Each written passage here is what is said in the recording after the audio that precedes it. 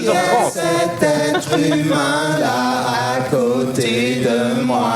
Mais on va se calmer. Écoute, c'est bien simple. On va demander l'avis pour ceux qui sont sur Twitch. Ils préfèrent qu'on soit là jusqu'à 21h30 ou 22h30. Voilà. Oui, voilà, sachant qu'il n'est... Ouais, je ne pense pas qu'on va vraiment respecter ce que vous désirez, mais vous pouvez commenter et tout ça. On avait terminé la fois passée sur l'histoire du yoga. Mm-hmm. On s'était arrêté, je crois que c'était début 20e. Oui, en très accéléré. Très accéléré. Donc je propose que du coup on recommence plus ou moins ici, début 20e siècle, parce que finalement c'est une période que je trouvais assez intéressante d'un point de vue du yoga. Ce yoga, pas si millénaire que ça. Donc là, allez voir sur YouTube. Enfin, pas maintenant. Hein. Là, regardez notre live. Vous verrez la partie 1 de l'émission et vous comprendrez à quoi je fais allusion. Et je propose, Anso, qu'on fasse un fil rouge. Donc de temps en temps, on va faire une petite décennie par-ci par-là. De là, on recoupe avec des questions.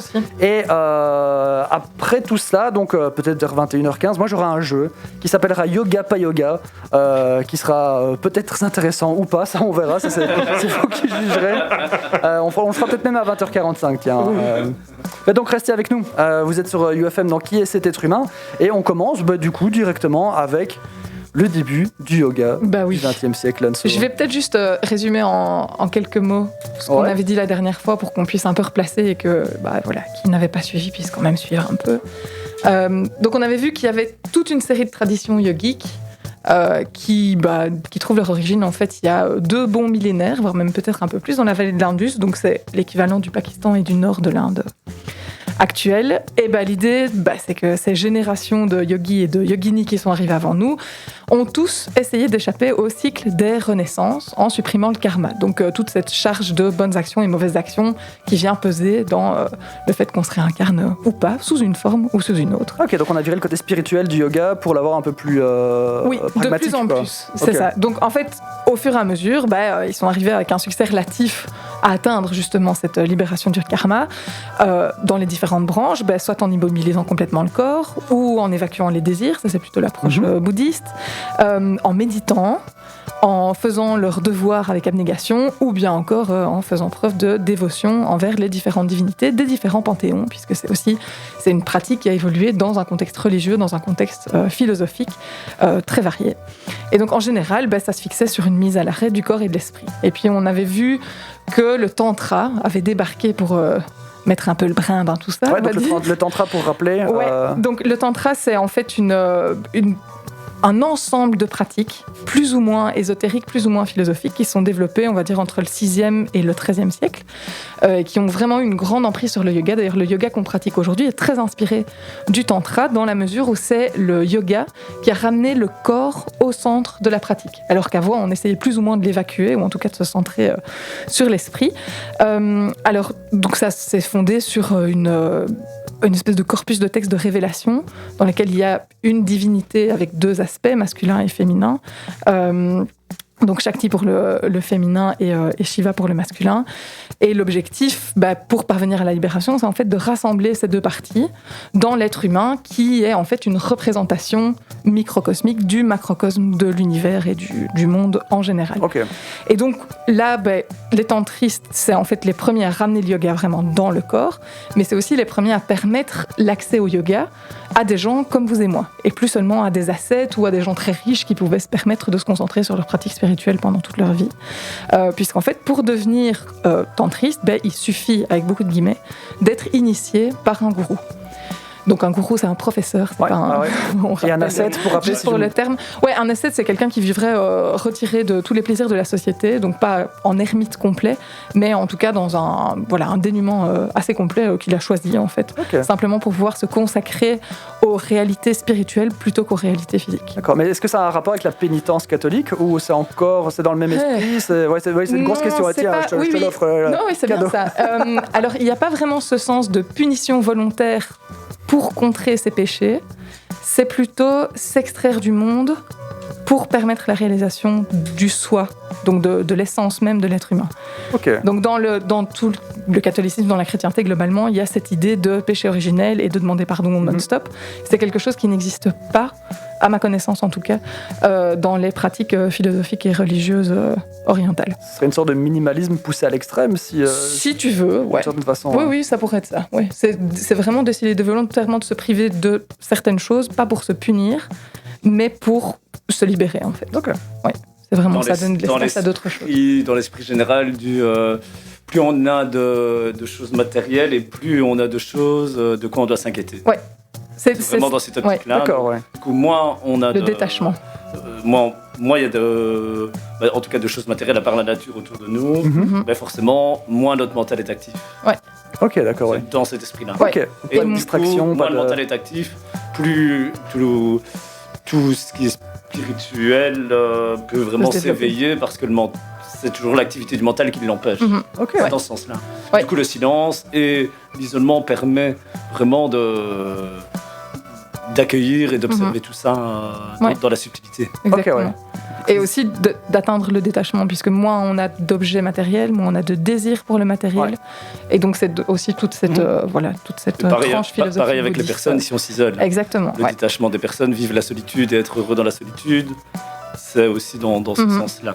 Donc c'est vraiment l'objectif 100% spirituel, Ouais. quoi, si je devais résumer. Vraiment, ouais. Oui, toujours. Ok. Alors, donc là, au stade où on en est dans l'histoire du Ouais, yoga, ouais. l'objectif est toujours spirituel. D'accord, ouais. Vraiment, cette idée de libération et d'évolution, en fait, qui devient de plus en plus personnelle et qui maintenant commence à s'inscrire dans le corps aussi. Ok. Puisqu'en fait, une fois que le tantriste a été initié par son gourou, il apprend une série de pratiques qui va mettre en place des petits rituels, en fait, comme on le fait maintenant, plus ou moins, qui va mettre en place tout au long de sa vie, pratiquer jusqu'au moment où son corps physique va décider de passer l'arme à gauche. Et puis, il sera automatiquement libéré normalement, puisqu'en fait, dans le tantrisme, l'idée, c'est pas seulement la libération, c'est aussi la possibilité de profiter de son passage sur Terre, qui est censé être le dernier, puisqu'on a été initié par son gourou, et donc après, l'âme sera libérée. Alors, donc le tantrisme, ça va faire florès jusqu'au XIIIe siècle à peu près, et c'est à ce moment-là qu'il va être remplacé par ce qu'on appelle le Hatha Yoga, qui est encore un des pères du yoga qu'on pratique aujourd'hui.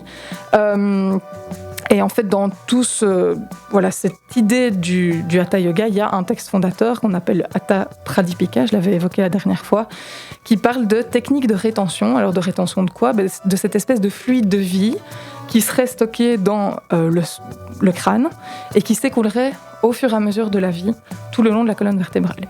Et donc en fait, les pratiques du Hatha Yoga permettent de maintenir ce fluide dans le corps et donc éventuellement d'atteindre la vie éternelle. On ne sait pas trop. Ça pourrait être utile. Donc il y a tout un travail sur le souffle, des postures qui deviennent de plus en plus complexes pour pouvoir nettoyer le corps, pour pouvoir purifier en fait le physique et le mental en même temps. Et donc c'est l'arrivée du tout premier manuel de yoga illustré vers 1600. Donc, ça, c'est très curieux. Pour faire un peu le lien avec les pratiques, du coup, dans le Hatha Yoga, qui n'est pas exactement le yoga Shivananda. Shivananda a été refaire un mélange Hatha Yoga et ancienne. Ça, on en parlera tout à l'heure, mais donc, d'où les postures inversées dans le yoga qui sont les plus importantes. C'est quoi une posture inversée Posture sur la tête. Le trépied.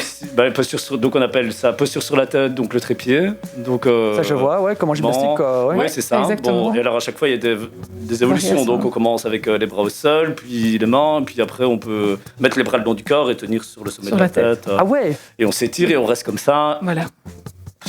Théoriquement. Chez Shivananda, on conseille 4 ans. de faire 10 minutes Quoi tous les matins. Ah non, 10 minutes, j'ai cru que Non, pardon, pas 10 ans. Pas 10 ans. C'était 10 ans. Ça, c'est de l'ascétisme, ouais. Non, 10 minutes de trépied tous les matins pour justement... Et après, enchaîner avec la chandelle aussi. La chandelle aussi, on devrait aussi rester 10 minutes aussi. Ouais. Ah ouais. Et donc, ça, c'est la base d'une bonne santé C'est ça. dans la plupart des courants de yoga, quand même. Oui, Enfin, effectivement. Je m'avance peut-être un peu, mais en tout cas, tout ce qui est inspiré du Hatha Yoga, c'est, si on veut se sentir bien, c'est trépied chandelle. Déjà testé pour vous deux Oui. Enfin, pas l'équilibre sur la tête, moi, ça, super j'ai chandelle. pas capable. Oui. Mais oui, c'est ce que moi j'appelle des inversions au niveau des traditions. Oui, moi j'en fais régulièrement. Et j'aime beaucoup ça. Je trouve ça très. Je trouve que ça calme. Ça permet de remettre en place le système nerveux. Ok. Effectivement, on sent vraiment une concentration. Après, c'est zéro stress. Je conseille souvent aux étudiants avant les examens, ce genre de choses, parce que ça vient vraiment renourrir le cerveau, calmer complètement le système nerveux, évidemment l'épinière. Et Et moi, j'avais une question, du coup, je rebondis à ce niveau-là. Au niveau des inversions, j'ai appris un truc maintenant, je crois avoir appris un truc. C'est que souvent, on a le cliché, c'est la position du lotus, donc avec les jambes en taille-homme. Apparemment, ça, c'est la position du demi-lotus, parce que le full lotus, ce serait justement une inversion. Est-ce que je me trompe ou De nouveau, ça dépend des traditions et des noms qu'on lui donne. Mais en général, le lotus, c'est effectivement la posture assise avec les deux jambes complètement croisées. Qui n'est pas une posture très saine pour la plupart des anatomies, simplement parce que c'est assez dangereux pour les genoux, il faut avoir une très grande ouverture dans les hanches. Moi je sais pas le faire non plus, je peux le faire à certaines périodes mais pas tout le temps, et je préfère protéger mes genoux et pouvoir marcher jusqu'à la fin de ma vie que de faire le lotus très élégamment pendant 2 ans. En tout cas ça doit se travailler en douceur. C'est une posture qui est très, très très délicate, et c'est drôle parce que ça reste une posture clé de l'image qu'on se fait du yoga. C'est cliché. Alors que vraiment il y a plein de moyens d'ouvrir les hanches différemment et de s'asseoir dans une posture méditative beaucoup plus confortable. Donc, effectivement, c'est vraiment le gros cliché parce que la majorité des personnes qui n'ont jamais fait un cours vont directement, ils pensent qu'ils vont venir s'asseoir en demi-lotus, avec les pouces et index joints en faisant. Effectivement, la majorité des personnes pensent ça. Juste pour demi-lotus, du coup, il y a le demi-lotus, les jambes croisées. Comme ça, et puis le lotus complet, les pieds reviennent sur les hanches des deux côtés. Et le demi-lotus, ça peut être juste un des pieds qui revient sur les hanches. Donc ça, je sais. Mais le lotus complet, on met un pied sur la hanche et puis on prend l'autre pied, on le met sur c'est ça. UFM, la radio montoise.